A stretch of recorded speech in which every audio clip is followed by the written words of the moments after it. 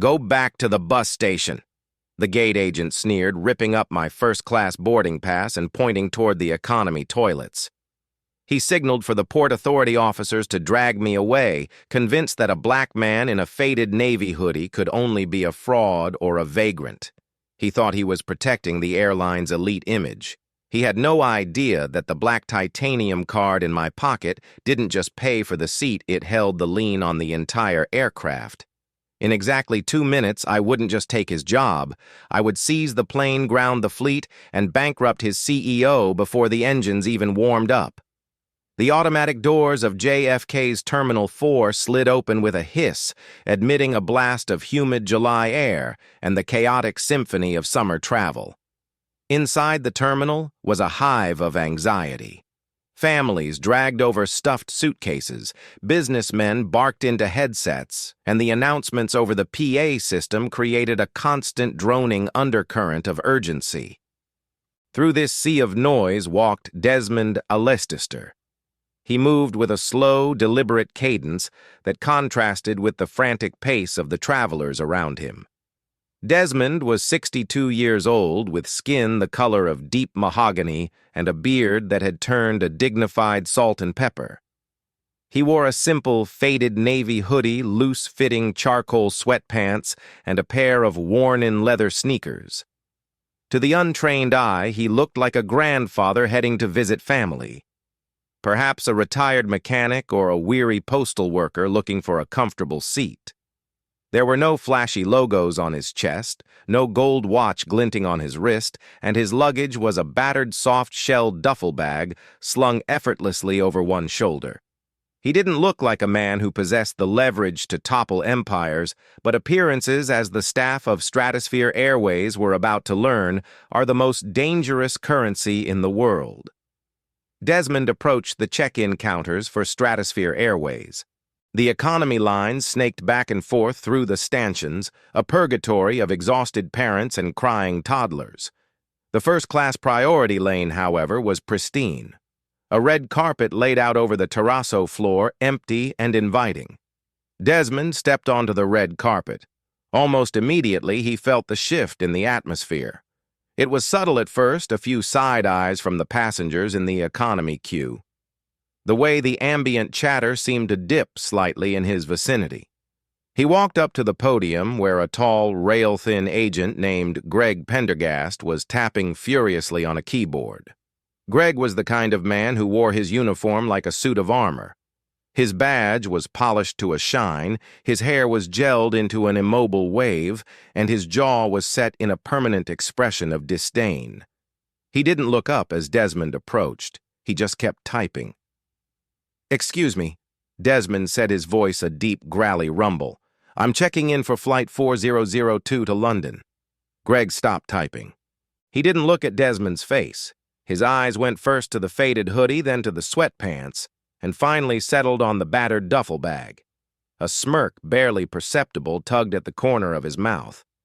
"Sir," Greg said, his tone dripping with a sickly sweet condescension. "The economy check-in is the kiosks to your left. You can't miss them. They have big touchscreens." Desmond didn't blink. He reached into his pocket and pulled out his passport, sliding it onto the counter.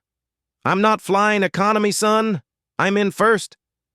Greg finally looked up, meeting Desmond's eyes. There was a challenge there, a cold, bureaucratic wall going up. He laughed. A short, sharp bark of amusement. "First class, sir. This is the priority lane. It's for our global elites and full-fare first-class passengers. It's not for upgrades or employee passes. Please step aside. You're blocking the carpet for actual customers." The air around them seemed to freeze. A woman in a Chanel suit behind Desmond cleared her throat loudly, tapping her foot. "My name is Desmond Allister," Desmond said, his voice remaining terrifyingly calm. "If you scan the passport, you'll see my ticket." Greg sighed, the theatrical sigh of a man burdened by the incompetence of the world. He snatched the passport with 2 fingers as if it were contaminated and lazily swiped it through the reader. He turned back to his screen, ready to dismiss the error, ready to point to the back of the plane. The screen beeped. A green light flashed. The monitor filled with information. Passenger Alastair Desmond status. Invitation only. Chairman's circle seat 1. A Greg blinked. He squinted at the screen. He hit the refresh key. The information remained. Seat 1A, the most expensive seat on the plane, the suite in the sky. A ticket that cost more than Greg made in 6 months.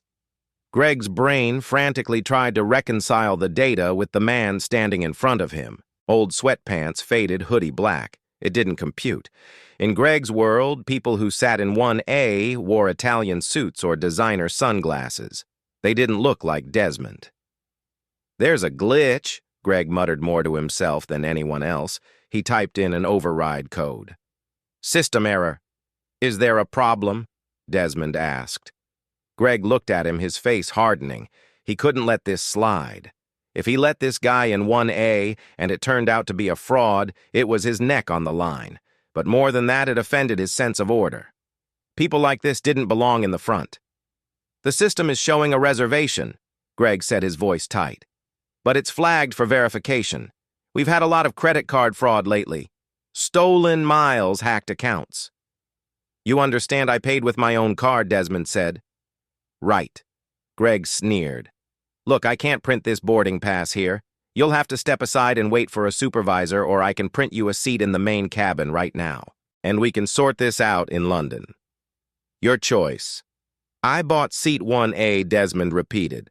"I am sitting in seat 1A. Not with that attitude, you're not." Greg snapped his customer service mask, slipping entirely. He leaned over the counter. "Do you have any idea who flies in this cabin?" "Senators, CEOs, movie stars. We have standards of dress and conduct. You think you can just waltz in here in your pajamas and take a pod from someone who actually earned it?" The woman in the Chanel suit behind Desmond stepped forward. Her name was Victoria Street Clare, a socialite whose family name was plastered on half the libraries in New England. She had a face that had been pulled tight by surgery and eyes that looked like ice chips. "Greg, darling," she drawled, ignoring Desmond entirely. "Is this going to take all day? Some of us have schedules. My apologies, Miss Sinclair." Greg's face instantly transformed into a beam of subservience. "Just dealing with a technical issue, a ticketing error." He shot a glare at Desmond. "Sir, move now or I'm calling security." Desmond looked at Greg. He looked at Victoria Street Clare. He looked at the long line of people watching, some filming with their phones, waiting for the angry black man to explode. Desmond smiled. It wasn't a happy smile. It was the smile of a predator who realizes the trap has been sprung. But not on him. "Print the economy ticket," Desmond said softly. Greg's eyes widened in triumph. He had won.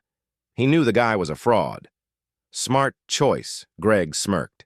He tapped a few keys, downgrading the ticket, stripping away the priority status, the lounge access, the lie-flat bed. The printer word and spat out a flimsy slip of paper. "Seat 34, middle seat, back row by the toilets." Greg slid the boarding pass across the counter with 2 fingers. "Boarding is in group 9. Have a safe flight." Desmond took the ticket. He didn't argue. He didn't scream. He picked up his battered duffel bag and turned around. As he walked past Victoria Street, Claire, she held a scented handkerchief to her nose and muttered, "Finally." Desmond walked away from the red carpet. He found a quiet corner near the window, away from the crowds. He sat down on his bag and pulled out a sleek black satellite phone, a device that looked out of place with his outfit. He dialed a number. It rang once. "Yes, sir." A crisp British voice answered. "It's done," Desmond said into the phone. "Initiate phase 1. They took the bait. "Very good, Mr. Allister. The board is convened. Shall we prepare the press release?" "Not yet." Desmond watched Greg laughing with Miss St. Clair at the counter. "Let's wait until we're in the air. I want to see how deep they dig this grave." The gate area for Flight 402 was a study in caste systems. To the right, the glass-walled Stratosphere Lounge offered champagne and hors d'oeuvres to the elite. To the left, The general boarding area was a mass of humanity fighting for charging ports and floor space. Desmond sat on the floor near the window, his back against the glass, watching the massive Boeing 777 being fueled outside. He saw the baggage handlers tossing suitcases, the fuel trucks pumping gallons of kerosene. He knew the cost of that fuel down to the cent. He knew the lease payments on that aircraft. He knew the insurance premiums. He checked his watch. Boarding began. "We would like to invite our first-class passengers, Diamond Medallion members, and uniformed military to board at this time," the gate agent announced. Desmond watched as Victoria Street Claire swept through the gate, followed by a parade of suits. Greg Pendergast was there at the gate door, now scanning tickets with the efficiency of a bouncer at an exclusive club. Desmond waited. He waited until Group 1, 2, 3, and 4 were called. He waited until the final boarding call was made. Only then did he stand up and join the tail end of the line. When he reached the front, Greg was there again. The agent saw Desmond and rolled his eyes, making a show of checking his watch. "Cutting it close, aren't we?" Greg muttered. He snatched the economy boarding pass from Desmond's hand. The scanner beeped a harsh red tone. Greg frowned.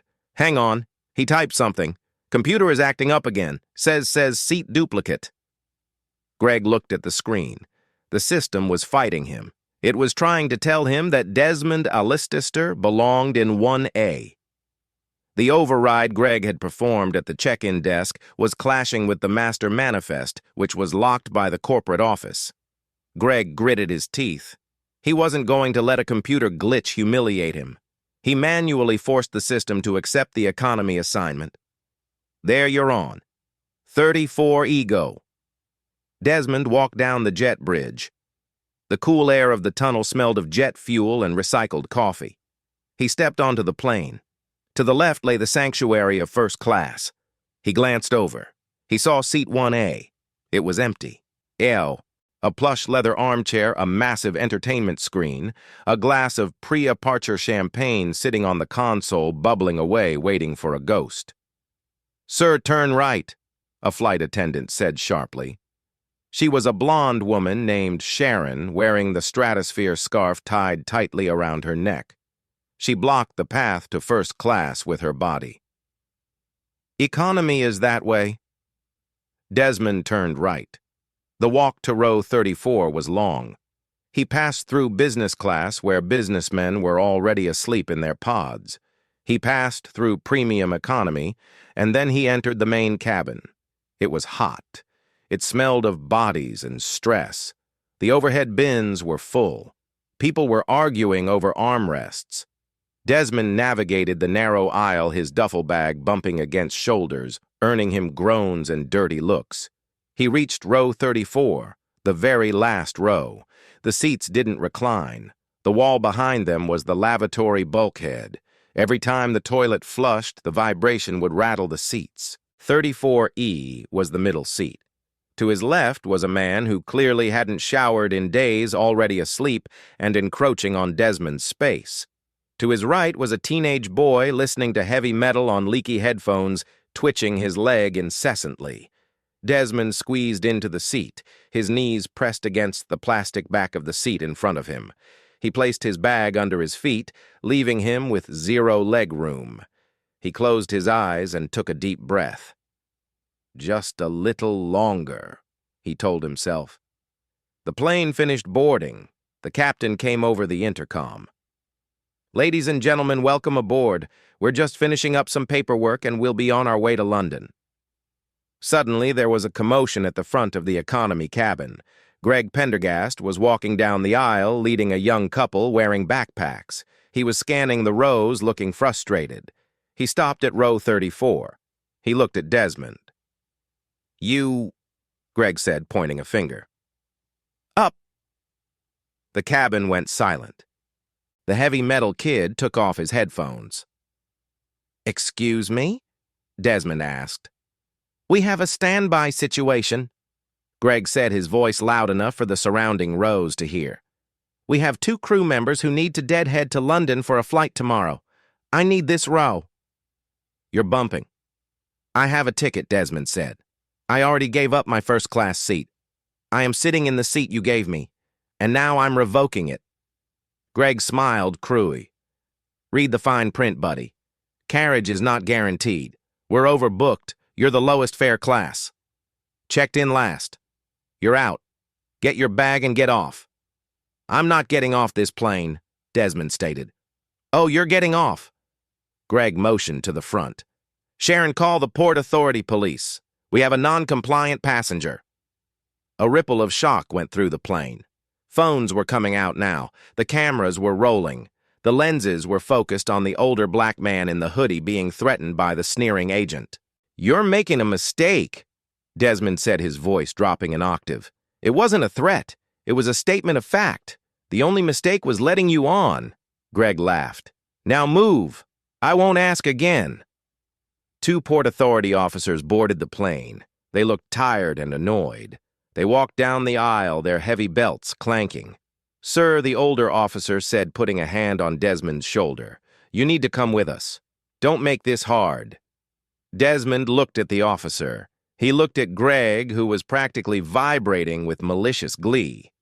He looked at the passengers, some of whom were whispering, "Just get off so we can leave." Desmond slowly stood up. He grabbed his bag. Fine, Desmond said. He walked into the aisle. Greg stepped back to let him pass, crossing his arms. That's what I thought, Greg muttered as Desmond passed him. Go back to the bus station. Desmond stopped. He stopped right in the middle of the aisle, halfway between economy and business. The silence was deafening. He turned slowly to face Greg. He turned to face the cockpit door, which was currently open. The captain, a man named Miller, was looking back to see what the holdup was.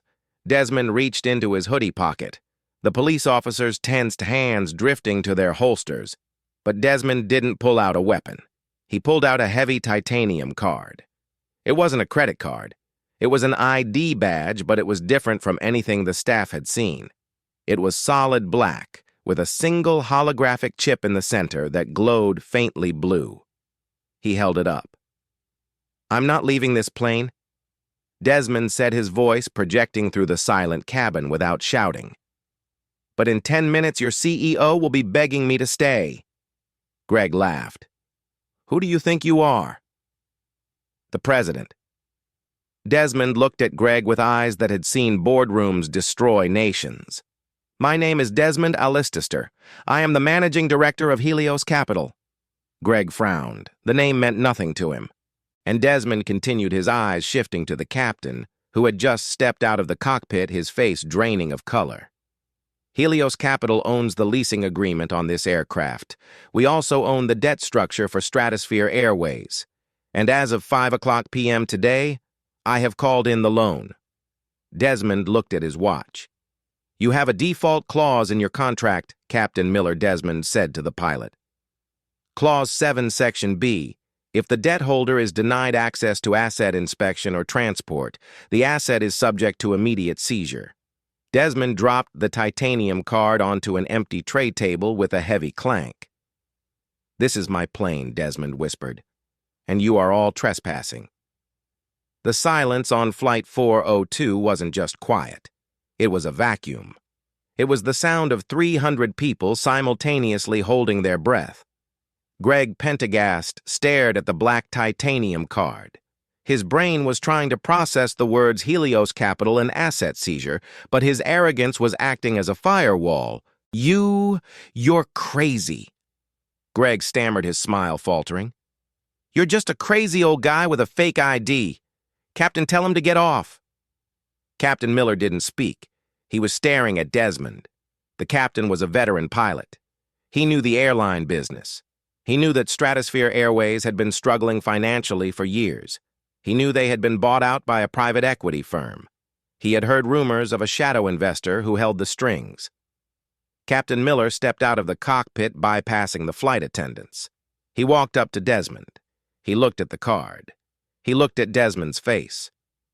Mr. Alistaster, the captain asked, his voice trembling slightly. Captain Miller. Desmond nodded. You fly a beautiful bird. It's a shame your ground staff treats the owners like stowaways. I didn't know, Miller said. He turned to Greg. "Greg, what did you do?" "I didn't do anything," Greg yelled, panic rising in his voice. "He's lying. Look at him. He's dressed like a bum. He tried to sneak into first class." "I was ticketed for 1A," Desmond said calmly. Greg here decided I didn't look the part. Then he decided I didn't deserve a seat at all. The captain's face went pale. He snatched the manifesto from the lead flight attendant. He scanned the list. 1. A Lister D. It was there. It had been there the whole time. Greg, the captain, roared, a vein popping in his forehead. "You bumped the chairman of the debt committee." Greg shrunk back. "Get the hell off my plane," the captain barked at Greg. "No." Desmond interrupted. He held up a hand. "No, Captain. Greg stays." Everyone looked at Desmond. "Greg stays," Desmond repeated. "And so does Miss St. Clair in seat 1A. And so do all of you, because this plane isn't going to London." Desmond pulled out his satellite phone again. He pressed a single button. "Do it," he said. Outside the window, the fuel truck that was still connected to the wing suddenly stopped pumping. The driver looked at his handheld device confused. Then he climbed up, disconnected the hose, and drove away rapidly. Moments later, the ground power unit dragged away. Inside the cockpit, the screens flickered. "What's happening?" the captain asked, rushing back to the flight deck. He came back out 10 seconds later looking like he had seen a ghost. "We've been grounded," Miller whispered. "Air traffic control just revoked our slot. They said the aircraft registration has been suspended by the owner." Desmond picked up his duffel bag. "I told you," Desmond said to Greg, whose knees were literally shaking now. "I'm calling in the loan. Stratosphere Airways is technically insolvent as of right now. This plane is collateral." Desmond turned to the passengers. "Ladies and gentlemen, I apologize for the inconvenience. Stratosphere Airways is no longer a functioning entity. However, I have arranged for a charter fleet from British Airways to take you all to London. They are waiting at gate B4. All of you will be flying business class or first class on my dime." A cheer started to erupt from the back of the plane, but Desmond silenced it with a look. Except Desmond pointed a finger at Greg, and then pointed a finger towards the first-ass cabin where Victoria Street Claire was peering out confused except for the staff who facilitated this and the passengers who cheered for my removal. He looked directly at the Port Authority officers. "Officers," Desmond said, "technically, since I have seized this asset, these Stratosphere employees are now trespassing on private property. I'd like them removed." The irony hit the cabin like a physical wave. The officers, realizing the power dynamic had just shifted violently, looked at Greg. "Let's go, son," the officer said, grabbing Greg's arm. "But I work here," Greg shrieked as he was dragged towards the door. "You can't do this. I followed protocol." "Your protocol just cost your boss his company," Desmond said. As Greg was hauled off screaming, Desmond walked slowly towards the first-ass cabin. He stopped at seat 1A, Victoria Street. Claire looked up at him, her champagne glass trembling in her hand. "Mr. Alistair," she stuttered. I didn't mean." Desmond didn't say a word. He just reached over, took the champagne glass from her hand, and drank it in one long swallow. He placed the empty glass on her tray table. "Get out of my seat," he whispered. The deplaning of Flight 402 was unlike anything in aviation history. It wasn't a standard exit. It was an evacuation of a sinking ship, except the ship was made of corporate arrogance, and the iceberg was one man's quiet dignity. As Desmond walked up the jet bridge, the atmosphere in the terminal had shifted from frustration to a frenetic electric buzz. He didn't look back at the plane. He adjusted the strap of his duffel bag and walked straight toward the Stratosphere Lounge.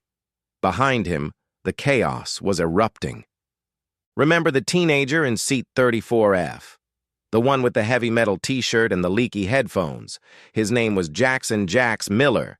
To Greg Pendergast, he was just another grunge kid cluttering up the cabin.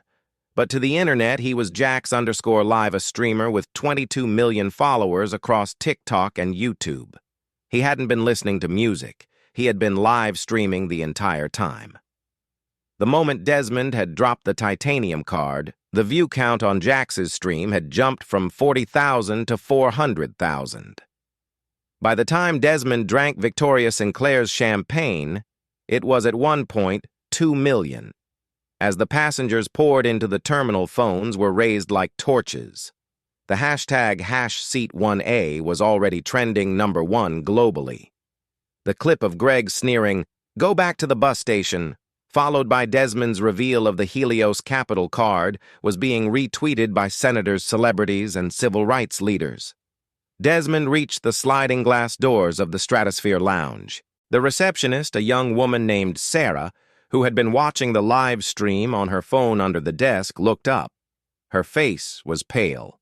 She knew exactly who he was. She didn't ask for a ticket. She didn't ask for a membership card. She simply pressed the buzzer to open the gate and stood up.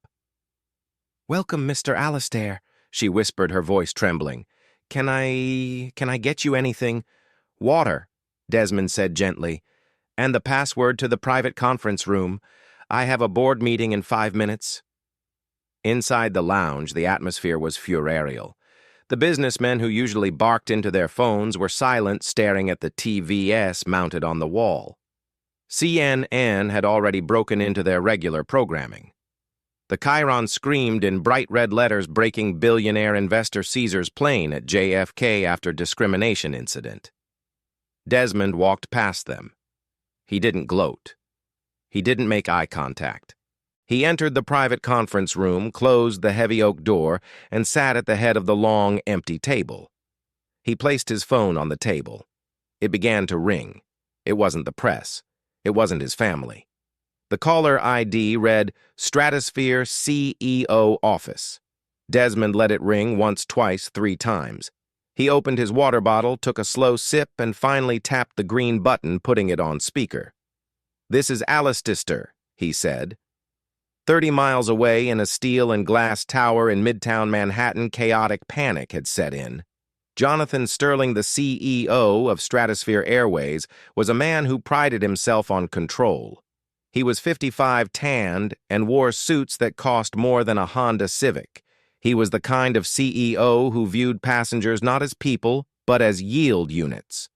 10 minutes ago, he had been toasting a potential merger with a European partner.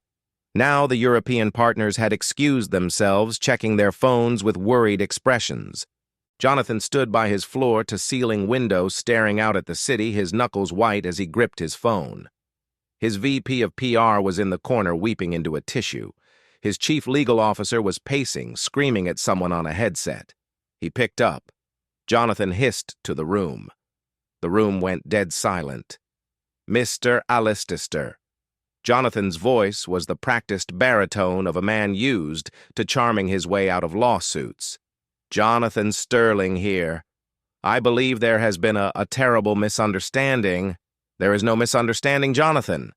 Desmond's voice came through the speakerphone, clear and devastatingly calm. "Your staff followed your training manuals perfectly. They profiled a passenger, prioritized short-term aesthetic over long-term loyalty, and attempted to bully someone they perceived as weak. It's the Stratosphere way, isn't it, Mr. Alastair, please?" Jonathan sweated. "I've seen the video. The employee, Mr. Pendergast, has been fired, effective immediately. We will issue a public apology. We will upgrade you to—" "I don't want an upgrade." Desmond cut him off. "And firing Mr. Pendergast is a Band-Aid on a bullet wound. You think this is about one bad apple? Greg is a symptom? Jonathan, you are the disease. Now see here." Jonathan's ego flared up, overriding his survival instinct. "You can't just seize an aircraft. That is piracy. We will have injunctions filed within the hour. You might have money, Alastair, but you don't own the law." "Actually," Desmond replied, "I own the debt, and under the terms of the restructuring agreement you signed 3 years ago to save your company from bankruptcy. Do you remember that agreement?" Jonathan went cold. He remembered. It was a dark time. They needed cash, Fast. A silent partner had stepped in via a shell company. They hadn't asked too many questions. Clause 7. Desmond continued immediate acceleration of principal upon breach of contract. By denying me transport, you breached the good faith clause of the carriage contract, which triggers the default on the bonds. You're bluffing, Jonathan stammered. You wouldn't crash the whole airline over a seat. You'd lose millions, too. I'm worth $12 billion, Jonathan. Desmond said I can afford to lose $100 million to teach you a lesson in manners. Can you? The line went silent. Jonathan looked at his stock ticker on the wall. Straw Stratosphere Airways. Current price $42.50. Change minus 8.4%. After hours, it was free falling. The market was reacting to the news that the airline's debt holder had gone nuclear. What do you want? Jonathan whispered. He sounded small now. The tanned, confident CEO was gone. I want 3 things, Desmond said. Name them. 1, Desmond said, you will personally refund every single passenger on flight 4002, not a voucher, cash, and you will pay for the charter flight I arranged for them. Done, Jonathan said quickly. That's easy. Done. 2, Desmond continued. You will issue a written apology to the young man Greg. You will rehire him. What? Jonathan blinked. But you hate him. He insulted you. He did. Desmond agreed. But he's a working-ass kid doing what he was told by a culture you created. He doesn't deserve to be the scapegoat for your systemic rot. You will rehire him, and you will place him in a mandatory retraining program, one that I will design. Okay, Jonathan said, confused but desperate. Fine. And the 3rd. Desmond paused. The silence stretched for 10 seconds. The 3rd, Desmond said, his voice dropping to a whisper that echoed in the boardroom. I want your resignation by morning. You can't be serious. Jonathan gasped. Check the news. Jonathan. Desmond said, the board of directors is calling you online too. I just sent them the default notice. It's me or you. They'll choose the money. Click. Desmond hung up. The fallout was swift, brutal, and televised. By 8 p.m., Stratosphere Airways stock had been halted on the exchange due to volatility. The story wasn't just on Twitter anymore. It was the lead story on BBC, CNN, and Fox. The narrative was perfect. The arrogance of the elite versus the quiet power of the righteous. But the real drama was happening on the ground at JFK Victoria Street.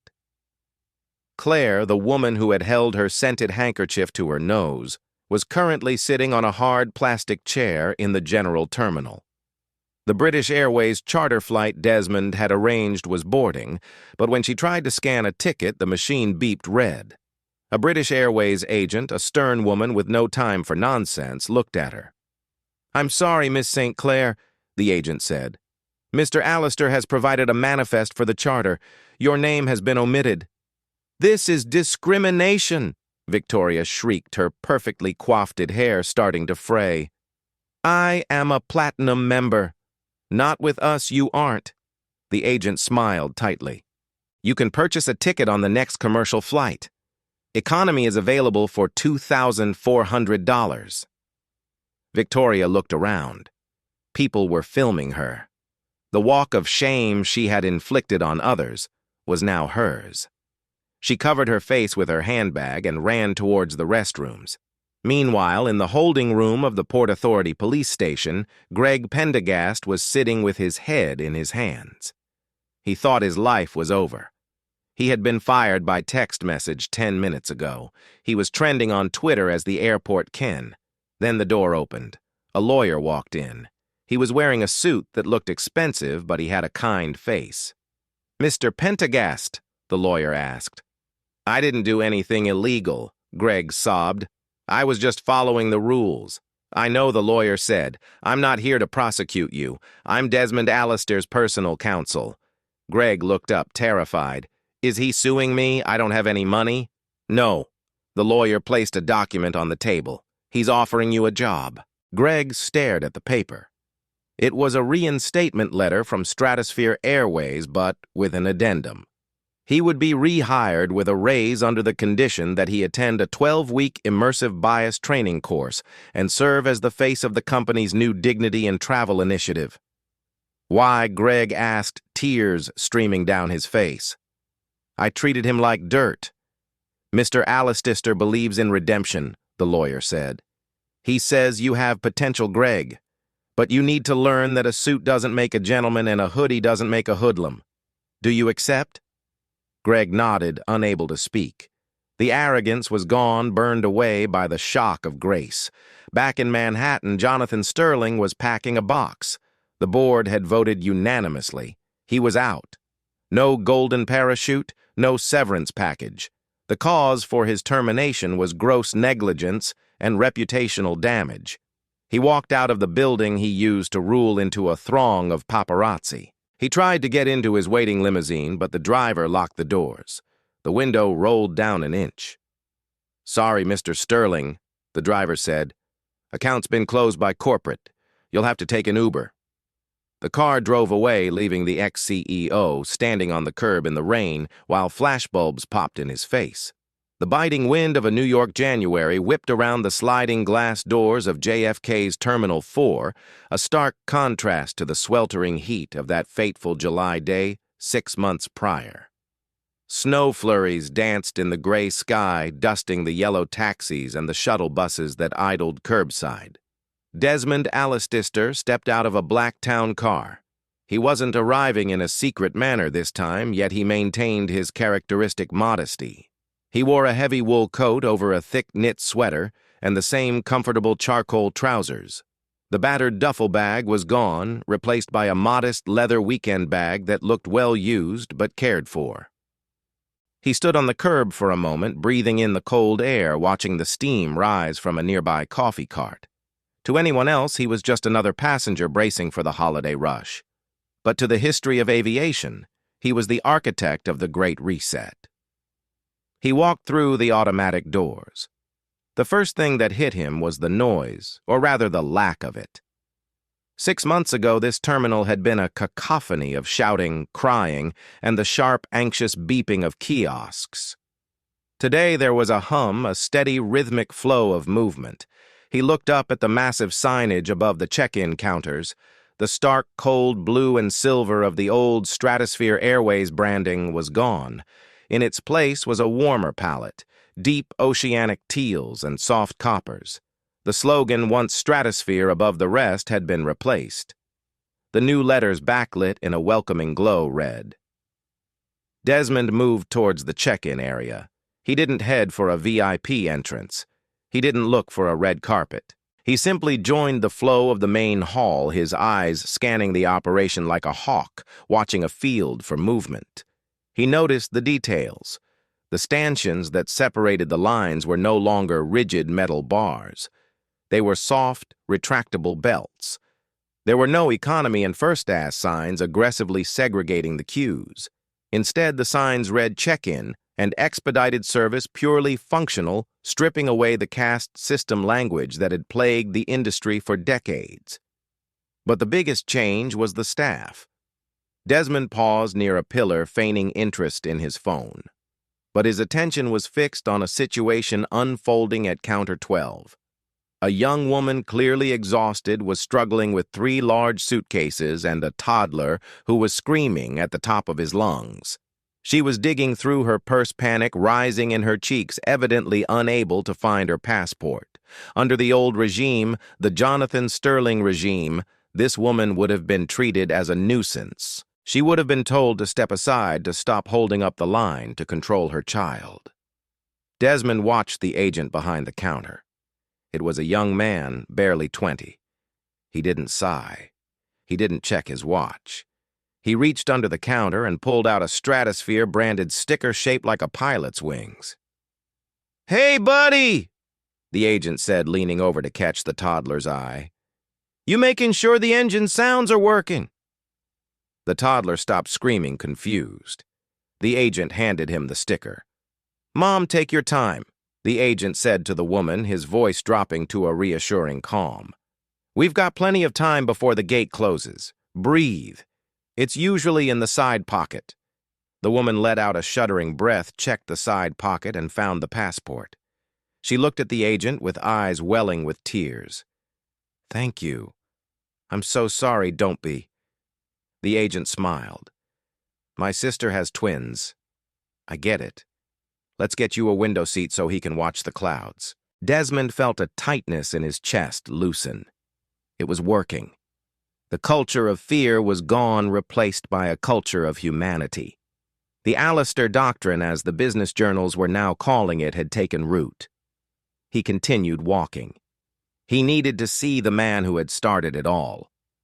The priority counter was still there, though it was now accessible to families with small children and elderly passengers, alongside the frequent flyers. And standing behind the podium training, a new recruit was Greg Pendergast. Desmond stopped 10 feet away. Greg looked older, not in years, but in wisdom. The slicked-back immobile hair was gone, replaced by a neat professional cut. The badge on his chest didn't gleam with aggressive polish. It looked like a tool of the trade. But it was his posture that told the story.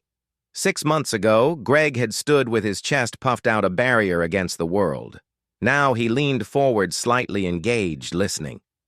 Desmond stepped up to the counter. Greg was looking down at a screen explaining a code to the trainee. See this code here, SSRWCHR. That means the passenger needs a wheelchair. But don't just order the chair. Ask them if they need help with their bags. Ask them if they need to stop at the restroom before the gate. The code is the requirement. The questions are the service. Understood. The trainee nodded. Excuse me? Desmond said, his voice the same deep rumble that had silenced a plane. Greg froze. His hand hovered over the keyboard. For a fleeting second, Desmond saw a flash of the old fear in Greg's shoulders, the trauma of the day his life imploded. Greg looked up slowly. When their eyes met, there was no sneer. There was no arrogance. There was only a profound, naked vulnerability. Greg swallowed hard, his Adam's apple bobbing. Mr. Alistair, Greg said. His voice was quiet, respectful. He didn't broadcast it. He didn't try to alert the other staff that the owner was here. He treated it as a sacred, private moment. Hello, Greg, Desmond said. He rested his hands on the counter. You look well. I'm doing better, sir, Greg said. He turned to the trainee. Sarah, could you please check the printer stock in the back office? Give us a moment. The trainee nodded and scurried away. Greg looked at Desmond, his eyes searching the older man's face for any sign of judgment. I didn't think I'd see you here again. I thought you'd be flying private. I own an airline now, Greg. Desmond smiled faintly. Why would I fly private when I have a fleet to inspect? Greg let out a short, nervous chuckle. Right, of course. He hesitated, then lowered his voice. Sir, I wrote you a letter about 2 months ago. I don't know if you got it. I read every letter, Greg, Desmond said. Oh, you spoke about the community center in the Bronx, the mentorship program. Yeah. Greg looked down at his hands. It changed me, sir. Being there, seeing people who work 3 jobs just to buy a ticket to see a dying relative, I used to look at them as cattle, just bodies filling seats. But when I had to serve food in the shelter, when I had to listen to their stories, I realized how small I was. I was a little man in a big suit. Desmond nodded slowly. Humility is a heavy coat to wear, son. But it keeps you warm. I almost quit, Greg admitted, his voice cracking slightly. The first week back, the internet was still tearing me apart. People would recognize me at the grocery store and spit on the ground. I wanted to run, but the terms of your agreement said I had to stay. I didn't make you stay to punish you, Greg, Desmond said softly. I made you stay because running away teaches you nothing. Staying facing the fire. That's how steel is forged. Greg looked up, tears brimming in his eyes. Thank you for not destroying me. You could have. You should have. I don't believe in waste, Desmond said. And you, mister, Pentagast were a wasted potential. Now you're an asset. Greg wiped his eye quickly, composing himself. He took a deep breath. The professional mask slid back into place, but this time it was made of genuine pride, not arrogance. "Checking in for London, sir. I am Greg," typed into the system. "I see your reservation. You're in well, you know where you are." "I do." Greg printed the boarding pass. He held it for a moment before handing it over. "We've had a lot of people ask about the new configuration about the missing seat. Some of the old Diamond members complained. They said it was a waste of revenue space. And what did you tell them?" Desmond asked. Greg smiled. "I told them that some things are more expensive than money. I told them it's a structural load-bearing element. It holds up the integrity of the company." Desmond laughed. A rich, warm sound that made a passing family look over and smile. "Good answer, Greg. Very good answer." Desmond took the boarding pass. He picked up his bag. "Oh, sir," Greg added. "One more thing. You might want to check the news when you land about Mr. Sterling." Desmond raised an eyebrow. "Jonathan?" "Yes, sir. It seems his new venture isn't going well." Desmond didn't ask for details. He didn't need to gloat. He simply nodded. "Karma has its own schedule, Greg. We just catch the flight. Safe travels, Mr. Allister. Keep up the good work, Greg." Desmond walked toward security. He moved through the TSA pre-check line, which was now efficient but surprisingly friendly, and made his way to the gate. The boarding process for Flight 4002 to London was smooth. There was no shouting about groups. There was no frantic rush. The gate agents invited people by row number, and shockingly, people listened. The anxiety that usually plagued the gate area was absent. Desmond boarded last. He stepped onto the plane and turned left into the business cabin. The interior had been completely overhauled. The gaudy gold trim and heavy curtains of the Sterling era were gone. The cabin was open-airy, designed with light woods and soft fabrics. It felt like a living room, not a bank vault. He walked past the first row. There, on the left side of the aircraft, where seat 1A used to dominate the space, was a gap. It wasn't empty space exactly. It had been transformed into a small, elegant library and standing bar area for passengers to stretch their legs. But against the bulkhead wall, where the headrest of 1A would have been, was a mounted display. It was a simple, brushed steel plaque, illuminated by a soft overhead light. Below it was a single preserved artifact behind glass, the original flimsy economy boarding pass for seat 34E that Greg had thrown at Desmond 6 months ago. Desmond stopped and read the inscription on the plaque in memoriam of arrogance. Here stood seat 1, a retired July 12th. A reminder that the distance between the front of the plane and the back is measured in empathy, not feet, owned by everyone. Desmond smiled. He touched the glass lightly. It was a monument to a moment of pain that had birthed a movement. He moved to his seat, 2A, which was now the first row. He sat down and buckled in. The flight attendant, a woman named Maria, who had been on that original flight hiding in the galley in tears while Greg screamed, came over. "Champagne, Mr. Allister," she asked, her eyes shining. "Water is fine, Maria," Desmond said. "Thank you." As the plane pushed back from the gate, Desmond pulled out his tablet. He remembered Greg's comment about Jonathan Sterling. Curiosity got the better of him. He connected to the in-flight Wi-Fi and opened the business news. The headline was halfway down the page, but the Chardon freighter was palpable. Former airline tycoon Jonathan Sterling files for personal bankruptcy. Desmond tapped the article. Jonathan Sterling, the disgraced former CEO of Stratosphere Airways, appeared in New Jersey bankruptcy court today. After being ousted from the airline following the viral seat 1A scandal, Sterling attempted to launch a boutique luxury consulting firm. The venture collapsed within 3 months as potential clients refused to associate with his toxic brand. Witnesses report seeing Sterling leaving the courthouse arguing with his legal aid attorney over a parking validation ticket. He is currently reported to be managing a mid-sized car wash franchise in Palmas, New Jersey.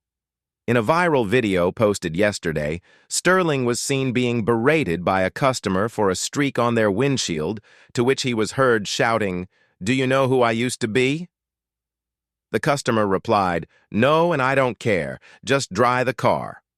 Desmond closed the article. He didn't feel joy exactly. He felt a sense of balance.